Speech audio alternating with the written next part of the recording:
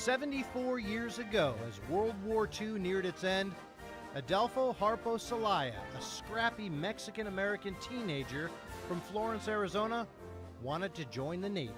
They had big signs there, join the Navy and see the world and all that stuff, with beautiful girls on it. The only catch, too young. He needed his father's permission. I wanted him to sign for me to go into the Navy. Harpo's wish was granted. He found himself in boot camp. Before long, he was shipping out on the USS Indianapolis.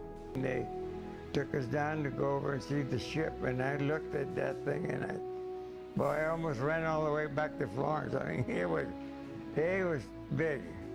Harpo settled in the Indy, but it wasn't smooth sailing. So they would pick on me and say, why didn't I go back to Mexico, where I came from? Harpo fought back, sometimes getting physical. The Indy engaged in the bloody battles of Iwo Jima and Okinawa. Harpo witnessed, but was not impressed, by what would become one of the most iconic images of the entire war. I took the binoculars and handed it back to me. Big deal, I said, and I took off. In 1945, Japanese kamikazes slammed into the bow of the Indy. It killed 9 men at that time, yeah. That moment, the harsh reality of war sunk in. And that's when I first knew that I wasn't gonna go to see them girls. And On a hot summer night in 1945, a Japanese submarine spotted the Indianapolis, launching 2 torpedoes. it blew the whole bow, and the second one hit in the middle, right where I was at. Fire engulfed the ship. Within 12 minutes, the USS Indianapolis sunk. I could hear him hollering, I'm on fire, stuff like that. Hardly able to see while escaping, fate took over. He ran into his friend Santos Peña. The two jumped ship. Where did you guys jump off? Right here. He says he landed hard in the water, injuring his knees, thinking he might have killed his friend Santos. Harpo joined hundreds of fellow sailors, floating like buoys in the sea for days. But the world would soon learn of perhaps the deadliest shark attack in history.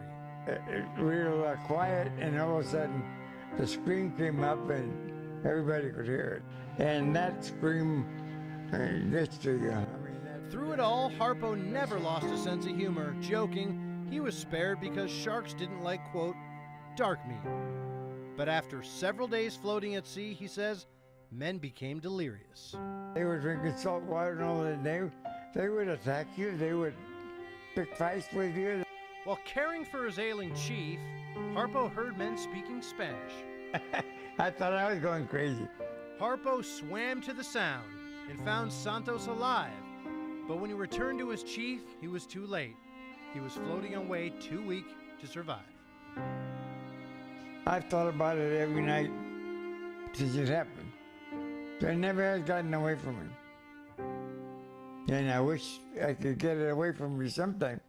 Upon rescue, Harpo was not treated as an injured hero. In fact, he was disciplined, singled out day after day when asked to be excused from duty due to his sustained injuries. What he still thinks to this day was because of his dark skin. It's bothered me more than anything else. Because I had a rough time when I was in there. They put me into a little cage and stuff like that. So you felt like a prisoner. Yeah. After serving your country, delivering the parts of the bomb, surviving in the water for 5 days, 5 nights, you're punished. Yeah.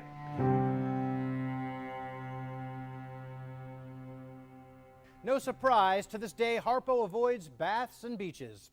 He went on to run a successful business, often helping people in need, but returning to Tucson after the war, well, he suffered from PTSD and numbed his pain with alcohol. Then a visit from his high school principal would set Harpo on an unusual and improbable athletic course, one which just may have saved his life. Paul Cicala continues his story in A Man of Courage, Part 2, Monday night at 6.